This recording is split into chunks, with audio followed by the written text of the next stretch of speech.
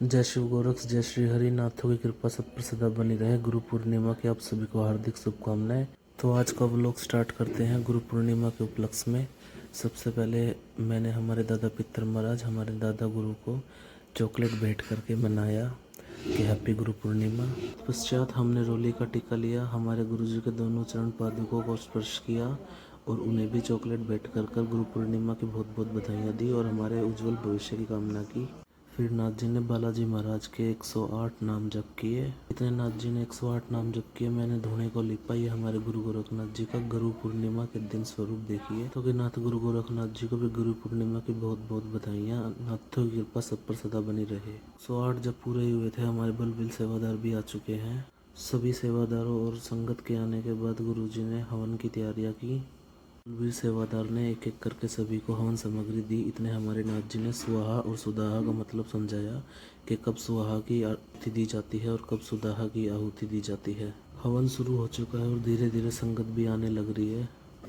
फिर हमारे अमन सेवादार जो अभी अभी मतलोडा मंडी से जुड़े हैं, उनको हवन के अंदर घी की आहुति देने का तरीका समझाया कि कैसे आहुति दी जाती है। 108 आहुति नाथ जी ने गुरुदेव जी के लिए दिलाई।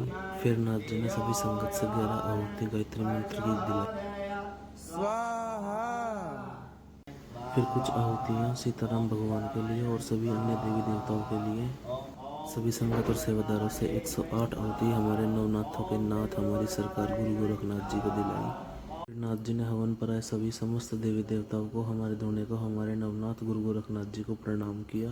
साथ ही भंडारे का भी प्रसाद जोरों शोरों से बनने लग रहा है। हमारे देव पहलवान पूरी उतारने लग रहे हैं और हमारे गोकुल सेवादार तेल के अंदर पूरी डाल रहे हैं। सभी संगत और सेवादार लगभग आ चुके थे। गुरुजी ने सबको एकत्रित करके एक साथ बिठा के गुरु ज्ञान दिया। आप सभी भी सुनिए और आनंद लीजिए। सर झुका दिया, अंदर नहीं बढ़े ना मंदिर में, अगर बाहर भी सर झुका दिया तो भी स्वीकार है। ऊपर माथा टेक दिया, श्रद्धा से अगर माथा चौखट पे टेक दिया तो भी स्वीकार है। और श्रद्धा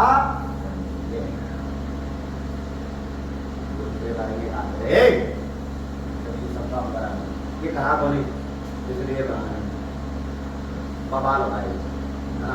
समाज में सबसे ज्यादा नारे ली जा रही है, है ना। क्या बनाया होगा, इसने उसका नाश कर दिया, उसने उसका नाश कर दिया, जेठानी ने दुरानी का नाश कर दिया, दुरानी ने जेठानी का नाश कर दिया, सासू ने बहू का नाश कर दिया, बहू ने सास का नाश कर दिया, है ना। भाई ने भाई का नाश कर दिया ना, ताऊ ने ताऊ का नाश कर दिया। तो फलाना होगा, झगड़ा होगा, ये सब है ना। धरती में यही चल रहा है। क्यों चल रहा है इसका कारण कहीं ना कहीं हमारी गलती तो नहीं है जो ऐसा चल रहा है। कुछ ना कुछ तो है ना। अब हम सारे कुर्सी हो गए भाई, हम सारे सही हैं, फिर युगल विकास हो रहा है। वो सारे सही हैं, जो अब मैं तो बिल्कुल सही हूँ, मेरी गलती नहीं है। और कोई तो उसका दूसरा है, पापा मन को सारा ही बना कर जाता है। मेरी कहीं तो गलती हो रहा है, गलती है बच्चों, है ना। हाँ, क्या भी हुआ है, अगर मन तो सारा ही भला करेगा, मन तो सारा ही, मन तो सदा ही अच्छा रहेगा, मन तो सदा ही अच्छा रहेगा। अच्छे नहीं है, अगर अच्छे होते तो ऐसा होता ही नहीं। कहीं ना कहीं तो कोई ना कोई तो कमी रही है जो इस परिवार के अंदर टूट गई। कहीं ना कहीं कोई तो कमी रही है जिससे हमें उग चुक हो गई गलतियां। कहीं ऊपर से हुई हो, कहीं छोटे से हुई हो, कहीं नीचे से हुई हो, कहीं से कहीं ना कोई छोटी सी छोटा सा देखो नासूर बनोगा, जहाँ बड़ा होगा अब एक घर की दो दीवार पे जम बड़ा ये वादा करे। ऐसे ही भक्ति का है, औलाद की भी कमी पैदा हो जाए, कब्जा वाम हो गया, समझा। औलाद आ गई, वो क्या होता है कि उसका प्रिय होता है, ये तो बंद है, ये मेरे पुत्र, ये पुत्र है। एक पुत्र आज्ञाकारी होगा, जैसे श्रवण था, ऐसे ही घर में पुत्र हो जाए, बढ़िया पुत्र होता है। उसके थप्पड़ भी मार लोगे, डांट भी मार लोगे, फिर भी ना होगा।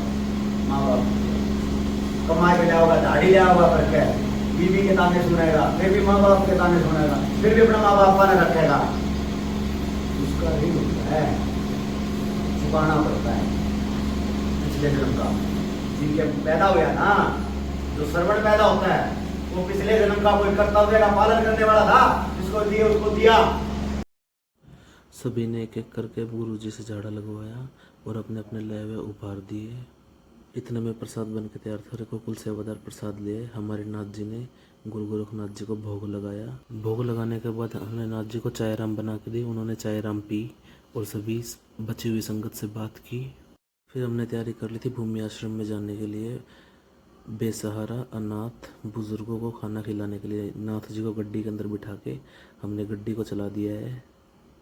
फिर हुआ बाबा के साथ एक सेल्फी सेशन। भाई फिर हो गया मेरा कालजा खड़ा। सेल्फी सेशन चल रहा था, ऊपर से इतनी तेज बारिश और एकदम से ट्रक भी गाड़ी की साइड आते दिखाई दिया। फिर नाथ जी ने समझाया ये आ नहीं जा रहा है। भूमि आश्रम पहुंच गए हैं पर ये बारिश रुकने का नाम भी नहीं ले रही है। आश्रम में पहुंचने के बाद सबसे पहले हम यहाँ के संचालक रोकी से मिले। फिर नाथ जी ने सभी बुजुर्गों को एक एक करके प्रसाद दिया। उसके बाद आश्रम के संचालक रोकी भैया ने बताया कि यहाँ पर 103 वर्षीय बुजुर्ग भी रहता है। नाथ जी सबसे पहले उनसे मिले, उनको आशीर्वाद दिया, उनको गले लगाया, उनको सांत्वना दी, आनंद और मंगलमय जीवन की कामना की। फिर नाथ जी लगभग सभी बुजुर्गों से मिले एक एक करके। यह है भूमि आश्रम का आंगन, जहाँ पर डेली शाम को सभी बुजुर्गों को एक साथ इकट्ठा करके भजन कीर्तन कराए जाते हैं। और ये रोकी भैया हमें यहाँ का मंदिर दिखाने लग रहे हैं। नाथ जी ने मंदिर के दर्शन किए। फिर नाथ जी ने आश्रम संचालक के साथ बैठक की और उन्हें समझाया कि बुजुर्गों के हित के लिए आगे क्या करना चाहिए। इसी आते वक्त हमने यहाँ एंट्री की। इसी आके देखा तो हमारे अतुल सेवादार और पहाड़ी सेवादार भी पहले से आए हुए थे। इनसे बैठ के नाथ जी ने बातचीत की।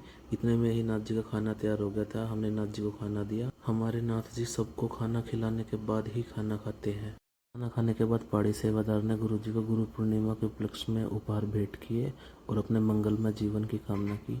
इसी के साथ हम यहाँ पर हमारे ब्लॉग को समाप्त करते हैं। 9 नाथ 84 सिद्धों की जय हो। जो भी इस ब्लॉग को देख रहा है वो लाइक शेयर सब्सक्राइब कमेंट करे। आदेश आदेश आदेश।